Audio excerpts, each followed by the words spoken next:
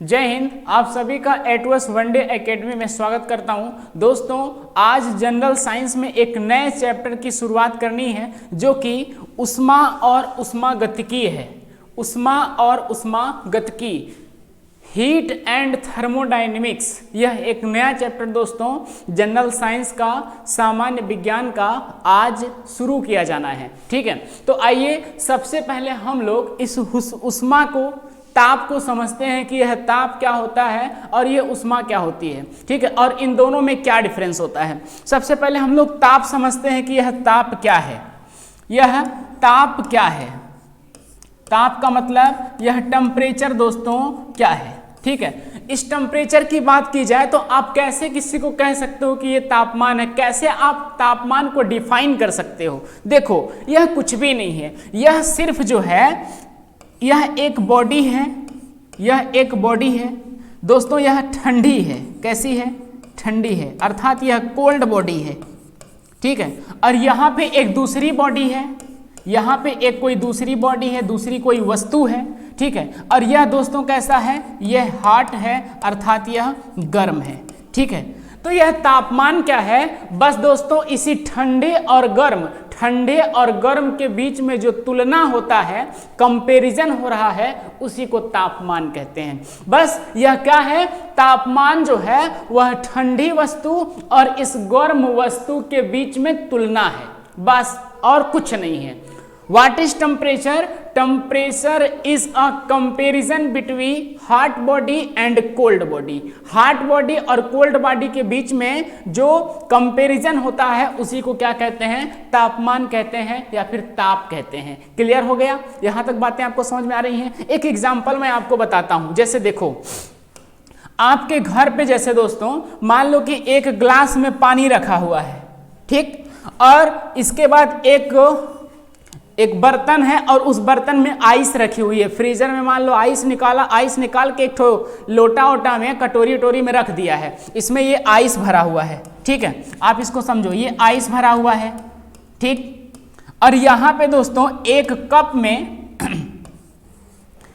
Cup में दोस्तों यहाँ पे चाय रखी हुई है। ये पानी है, जरा ध्यान से समझो, यह पानी है।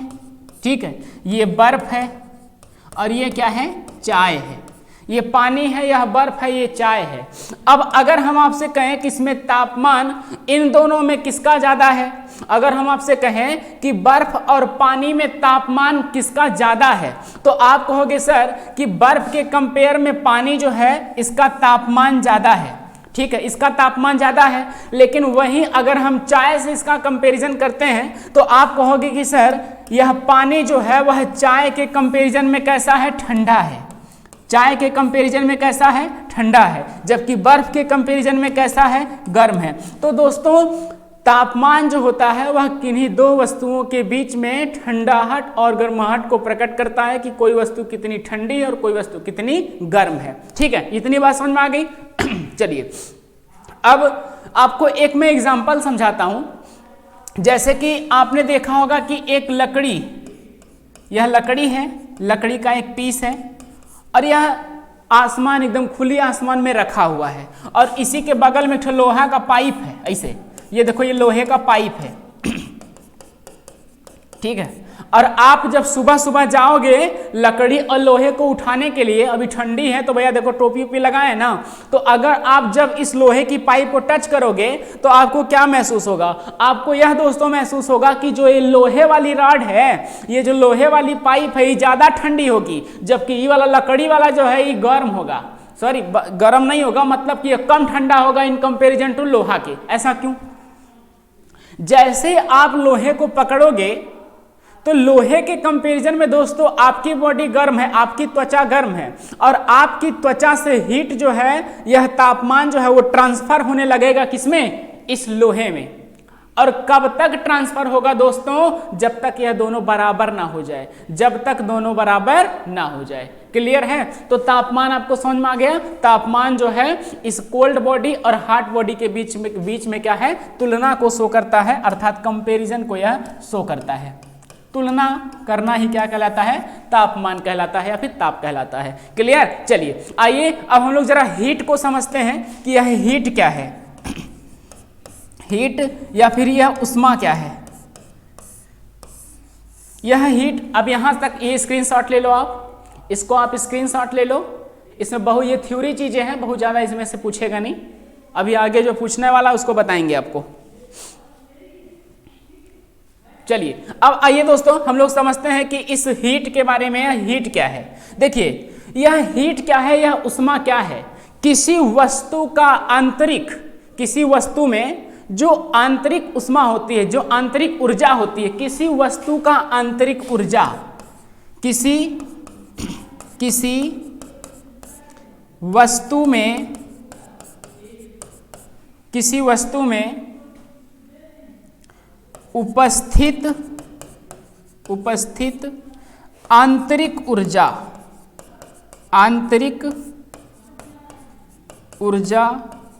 ही उष्मा कहलाती है, उष्मा कहलाती है।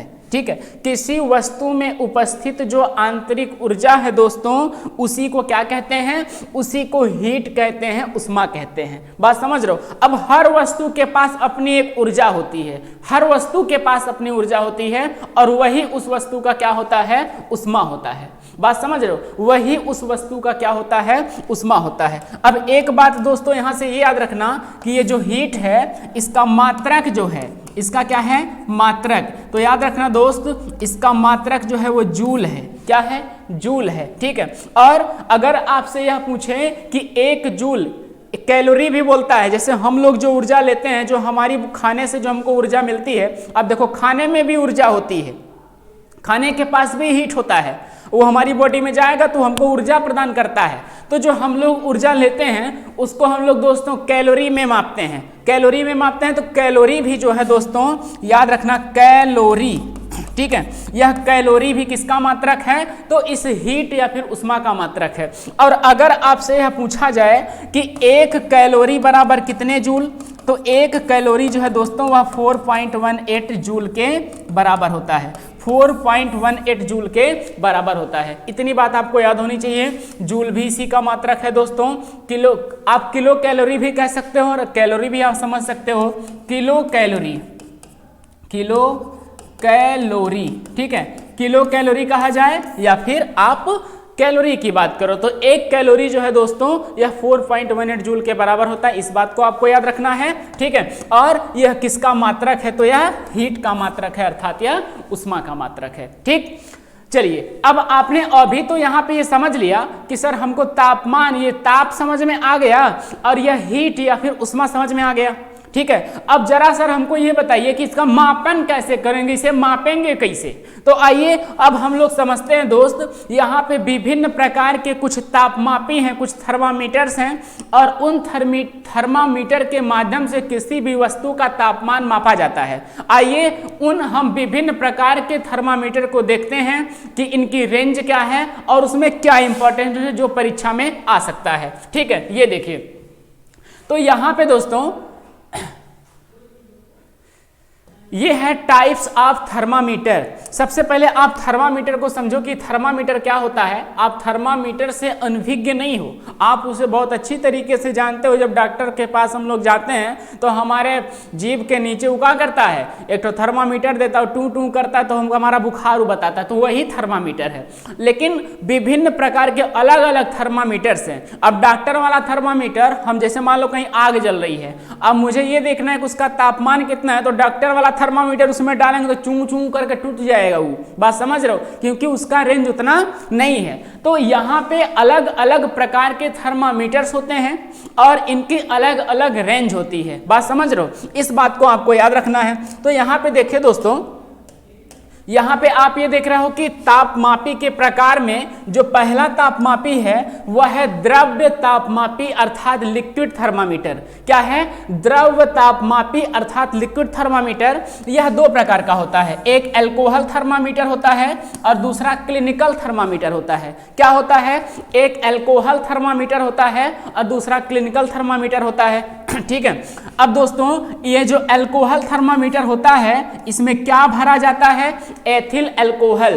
क्या भरा जाता है दोस्तों, इसमें एथिल अल्कोहल भरा जाता है। इसका हिमांक पॉइंट जो होता है, इसका फ्रीजिंग पॉइंट जो होता है दोस्तों वो बहुत ही कम होता है। यह ठंडे प्रदेशों में जहां बहुत ठंड रहता है, जैसे लद्दाख हो गया, हिमाचल प्रदेश, जम्मू कश्मीर, वहां पे इस टेम्परेचर को, इस थर्मामीटर को यूज किया जाता है मिनिमम से मिनिमम टेम्परेचर को मेजर करने के लिए। यह मिनिमम कितना डिग्री का टेम्परेचर को मेजर करता है, तो याद रखना दोस्तों 114 डिग्री, माइनस 114 डिग्री का टेम्परेचर जो है यह मेजर कर लेता है। यह डिग्री सेल्सियस है। ठीक, ऐसे करके ऊपर 0 लिखेगा और यहाँ C लिख देगा, तो ऊपर वाला को बोल देना डिग्री और C को बोल देना दोस्त Celsius.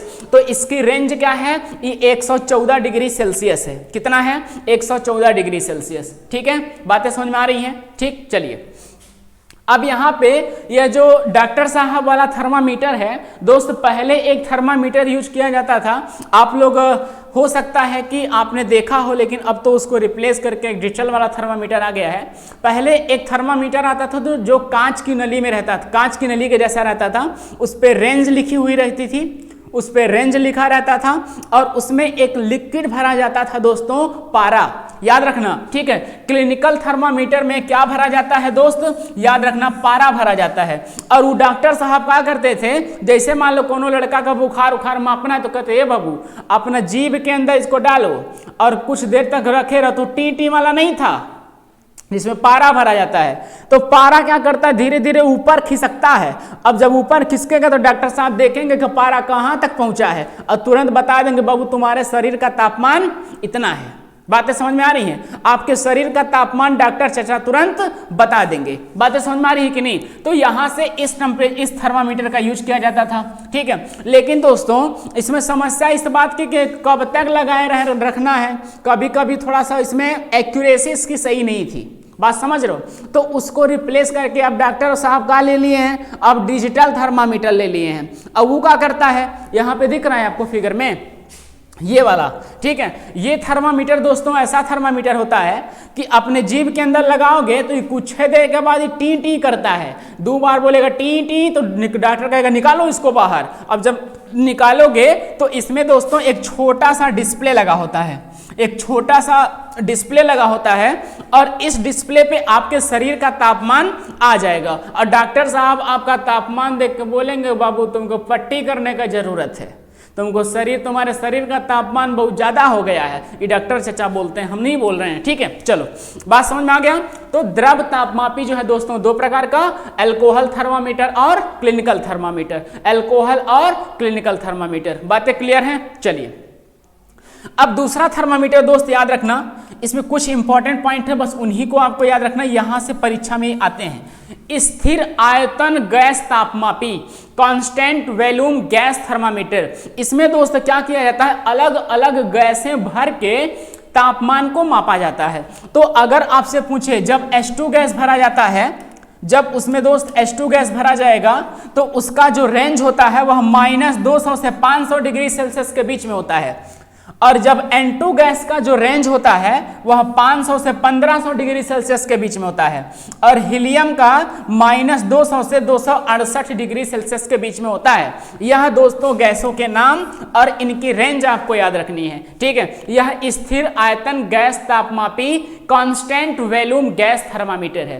Constant volume gas thermometer है, इसे दोस्त आप लोग याद रखना। ठीक है, चलिए अब जो अगला थर्मामीटर आता है यह है दोस्त प्लैटिनम प्रतिरोध तापमापी। प्लैटिनम प्रतिरोध तापमापी में इसकी रेंज आप लोग याद रखिएगा 1000 डिग्री सेल्सियस। कितनी है, 1000 डिग्री सेल्सियस। देखिए यहाँ पे इसका फंक्शन जो है मैं बता सकता था, लेकिन बताने की यहाँ पे जरूरत नहीं है, क्योंकि दोस्त हम लोग पढ़ रहे हैं जनरल साइंस, और जनरल साइंस में आपको मैं नाम बता दूं और उसका थोड़ा बहुत रेंज बता दूं तो यही लिमिट है। अब हमको उसमें कोनो, हम लोग इंजीनियरिंग नहीं कर रहे हैं कि देखेंगे कि कौन कौन सा थर्मामीटर कैसे फंक्शन करता है। बात समझ रहे हो, वहां से क्वेश्चन हमारे लिए इंपॉर्टेंट नहीं है। बात क्लियर है कि नहीं। ठीक है, जो प्लैटिनम प्रतिरोध तापमापी है दोस्त, इस पे एक रेजिस्टेंस का फार्मूला देखो जरा, ये आर रेजिस्टेंस है और रो दोस्तों ये रो है, रो का मतलब प्रतिरोध, एल का मतलब लंबाई और ए का मतलब क्या है, एरिया। इस फार्मूले पे यह क्या करता है, काम करता है, आर बराबर रो एल अपान में ए। दोस्त याद रखना कि रो क्या है, रेजिस्टिविटी, ठीक है, प्रतिरोधकता। याद रखना आर क्या है दोस्त, रेजिस्टेंस, आर क्या है, रेजिस्टेंस, ठीक है। एल क्या है, लेंथ, एल क्या है दोस्तों, लेंथ, और ए क्या है, तो याद रखना एरिया, ठीक है। इस बात को आपको याद रखना है। रो क्या है, रेजिस्टिविटी, आर क्या है, रेजिस्टेंस, एल क्या है, लेंथ, और ए क्या है, एरिया। इस फार्मूले पे यह तापमापी जो है वह काम करता है। इसकी परास कितनी है, इसकी रेंज कितनी है दोस्तों, 1000 डिग्री सेल्सियस, 1000 डिग्री सेल्सियस। इस बात को आपको याद रखना है। अगला जो तापमापी आता है वह है दोस्तों ताप युग्म तापमापी, थर्मोकपल। थर्मोकपल आपने सुना होगा, देखा होगा कि इसका फंक्शन क्या होता है, ये किस तरीके से काम करता है। इसमें क्या होता है कि तार इस तरीके से, देखिए तार है, इनकी कपलिंग है, और तार के एक सिरे को दोस्तों यहां पे देखिए, एक सिरे को क्या किया जाएगा, गर्म कर दिया जाएगा, एकदम गर्म हो जाएगा, और दूसरे सिरे को दोस्तों क्या कर दिया जाएगा, ठंडा कर दिया जाएगा। दूसरे सिरे को क्या कर दिया जाएगा, ठंडा कर दिया जाएगा। तो इसमें से धारा प्रवाहित होने लगती है। याद रखना भैया, क्या याद रखोगे, तार, ये तार की कपलिंग है, और इस कपलिंग में अगर एक भाग को हम क्या कर दें, गर्म कर दें, और दूसरे भाग को ठंडा कर दें। अब जैसे देखो भैया, ये मार्कर देख रहे हो, अब इधर मैं ये वाला भाग तो आग में इसे डाला हूं, और इधर वाला ठंडा ठंडा पानी में डाला हूं, बात समझ रहे हो। तो इसमें से धारा प्रवाहित होने लगती है, इसमें से दोस्तों धारा प्रवाहित होने लगती है जब इस तरीके से रहेगा तब, और इसे ही कहते हैं सीबेक प्रभाव। क्या कहते हैं, इसे कहते हैं दोस्त सीबेक प्रभाव। और इसी सीबेक प्रभाव पे यह जो ताप युग्म तापमापी है वर्क करता है। इसकी जो परास है, इसकी जो रेंज है वह -200 से 1600 डिग्री सेल्सियस के बीच में है। -200 से 1600 डिग्री सेल्सियस के बीच में ये क्या करता है, वर्क करता है, ठीक है। आइए हम लोग अब नेक्स्ट जो है अगले तापमापी की तरफ बढ़ते हैं। यह है दोस्तों संपूर्ण विकिरण उच्च तापमापी। बात समझ रहे हो, संपूर्ण विकिरण उच्च तापमापी, इसकी जो रेंज है दोस्तों वह 800 डिग्री सेल्सियस से 3000 डिग्री सेल्सियस के बीच में है। 800 डिग्री सेल्सियस से 3000 डिग्री सेल्सियस के बीच में इसकी क्या होती है, रेंज होती है। इस बात को, इन थर्मामीटर को दोस्तों आप अपनी कॉपी में नोट कर लो। यहां से इक्का दुक्का क्वेश्चन जो है वह एग्जाम में पूछे जाते हैं, ठीक है। चलो फटाफट इसको नोट कर लो, इसके बाद हम लोग आगे बढ़ते हैं।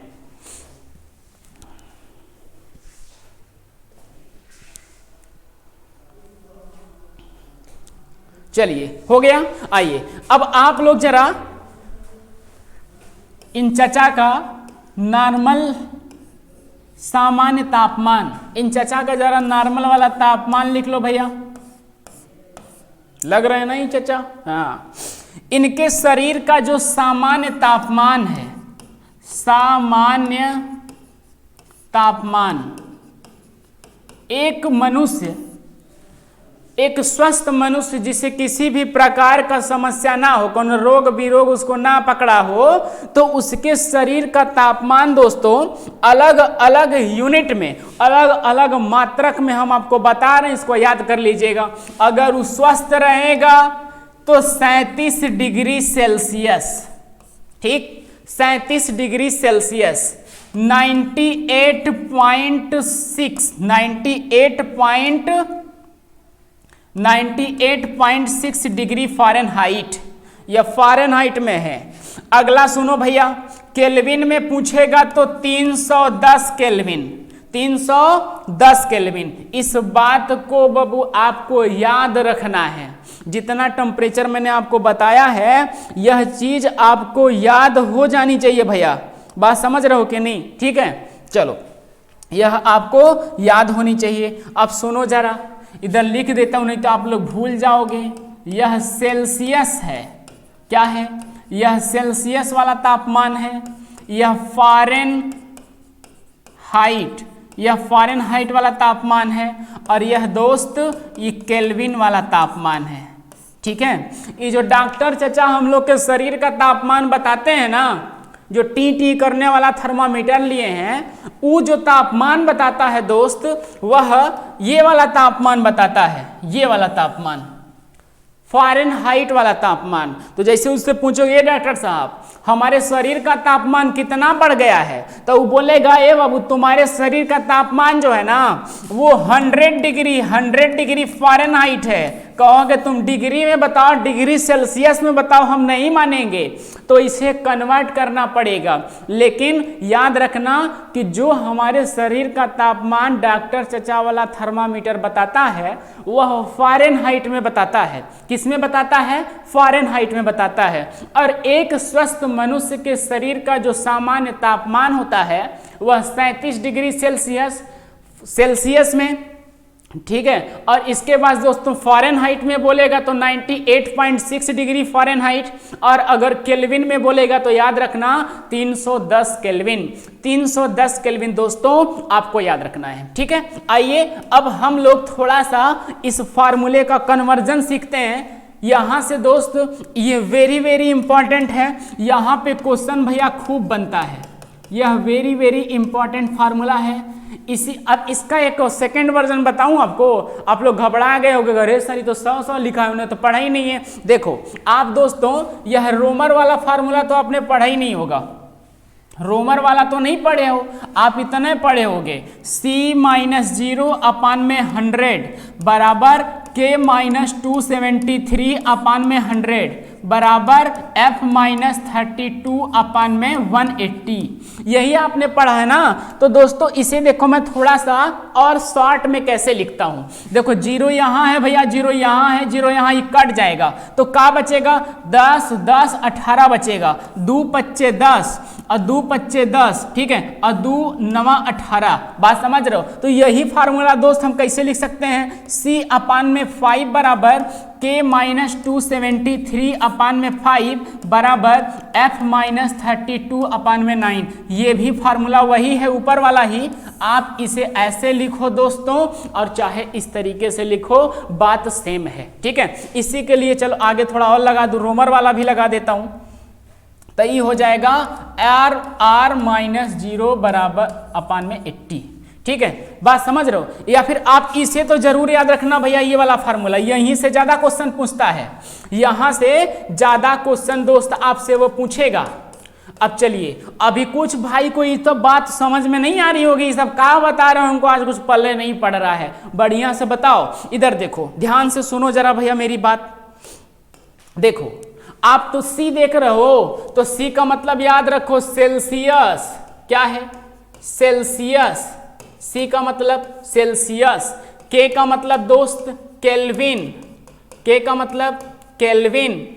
और इसके बाद याद रखना F का मतलब दोस्तों, तो F का मतलब याद रखना फ़ारेनहाइट, फ़ारेनहाइट, ठीक है। और R का मतलब दोस्त याद रखना रोमर। क्या है? रोमर है, ठीक है। ये चार आपको याद रखना, सेल्सियस, केल्विन, फ़ारेनहाइट, रोमर। और ये फार्मूला याद रखना C/5 बराबर 5 5 रहेगा या 9 रहेगा, 5 5 9, 5 5 9। अभी तक तो 5 5 10 पढ़े हो ना। ये देखो नया फार्मूला 5 5 10, ठीक है। तो 5 5 और यहाँ 9 रहेगा, याद रखोगे कि नहीं रखोगे? ठीक है, चलो आ जाओ। अब यहां से दोस्तों जो क्वेश्चन पूछता है वो बड़ा उल्टा पुल्टा करके पूछेगा, और आपको कैसे उलट देऊ, आगे पीछे करके कुछ हो करेगा। बात समझ रहे हो? उड़ गया का भैया ये। चलो चाहे जैसे दोस्तों,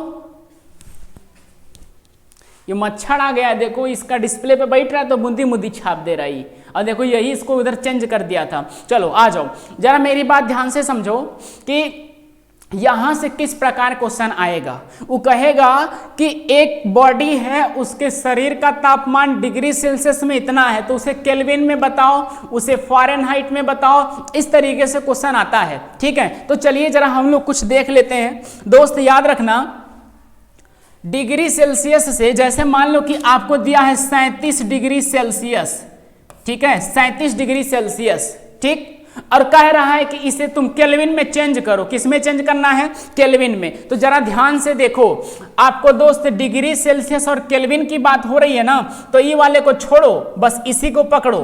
तो देखो C अपान में 5 बराबर F माइनस ये K माइनस 273 अपान में 5 है ना, यही तो लिखा दोस्त। और देखो बराबर लिखा है और यहाँ 5 लिखा है, यहाँ 5 लिखा है, तो ये कट जाएगा। तो मतलब C बराबर K माइनस 273 और C का वैल्यू कितना है दोस्त? 37 डिग्री सेल्सियस है। ठीक है, अब बराबर लिखोगे, बराबर K माइनस 273 यही लिखोगे। अब भैया ये 273 को धड़ाक से इधर भेज दोगे तो K बराबर आ जाएगा 273 प्लस 37। अब इसे जोड़ दो दोस्तों, कितना आ जाएगा? 7 3 10 1 11। ये हो जाएगा दोस्त आपका केल्विन का टेम्परेचर। बड़ा ही आसान है बाबू, बहुत ही आसान है, कुछ नहीं करना है, बस थोड़ा सा यहाँ दिमाग लगा के ये फार्मूला याद रखना है और जो बोलेगा, जैसे बोलेगा फटाफट निकाल दोगे, धड़ाधड़ निकाल दोगे, कोनो समस्या यहाँ नहीं है। ठीक, कोई भी समस्या दोस्त यहाँ पे नहीं है। अब एक बात जरा नोट करके लिख लो। क्या लिखोगे?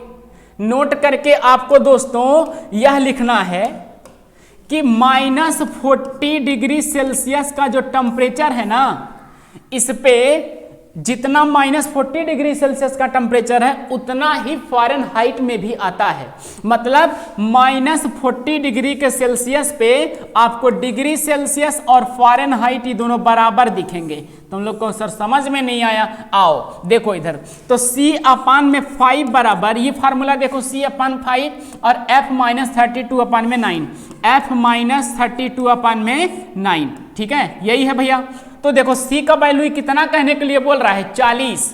तो लिखो जरा, तो 40 अपान में -40 है बाबू, -40 बराबर F माइनस 32 अपान में 9।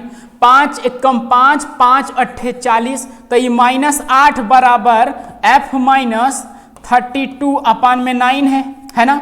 अब इधर देखो जरा दोस्तों, आप इस 9 का इधर गुणा करोगे तो -72 बराबर F माइनस 32। अब -32 को इधर भेज दोगे तो ये कितना आ जाएगा? -40 बराबर F, है ना। मतलब आप ये देख रहे हो कि यह -40 डिग्री सेल्सियस तापमान एक ऐसा तापमान है सेल्सियस में, किसमें?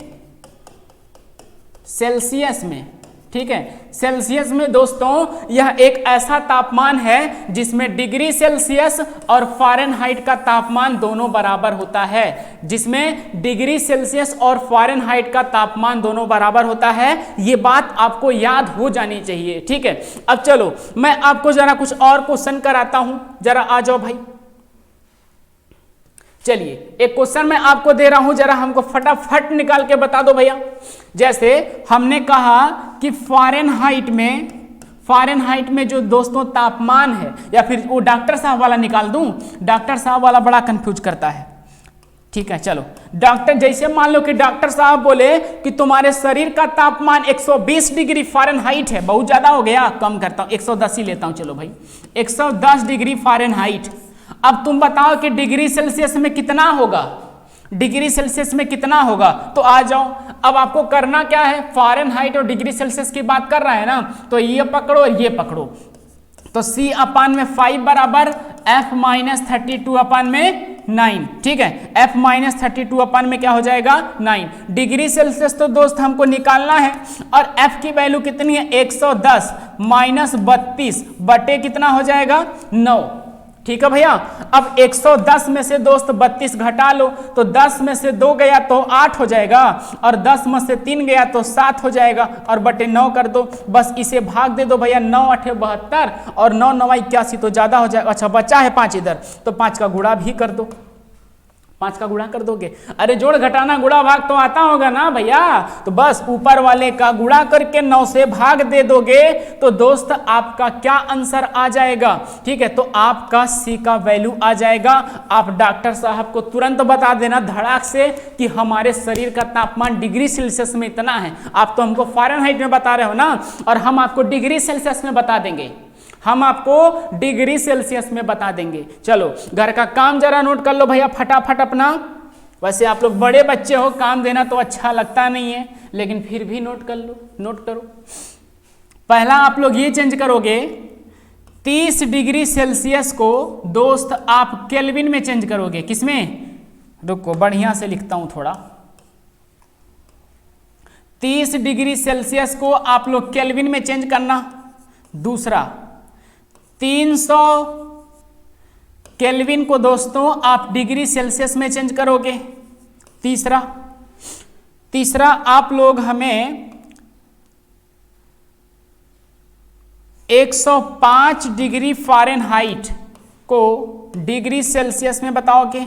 चौथा 200 डिग्री फ़ारेनहाइट को दोस्त आप हमें डिग्री सेल्सियस में बताना। इतने क्वेश्चन भैया अपने कॉपी में नोट कर लो, और ये चीज हमको आप बढ़िया से करके बता देना, फटाफट बताना दोस्त। चलो इसको आप अपनी कॉपी में फटाफट नोट कर लो, और कल मिलेंगे आप सब इससे नेक्स्ट वीडियो में, ठीक है। और होमवर्क कंप्लीट हो जाना चाहिए भैया। जिसका नहीं आएगा या फिर जिसको नहीं समझ में आया है तो उनके लिए एक ही उपाय है, का नीचे कमेंट है उसमें कमेंट करो, ठीक है।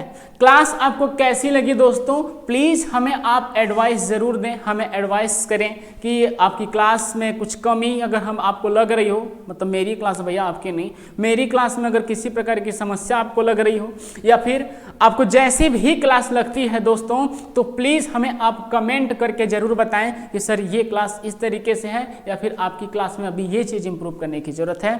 Thank you for watching. जय हिंद। मिलते हैं आप सभी से नेक्स्ट वीडियो में।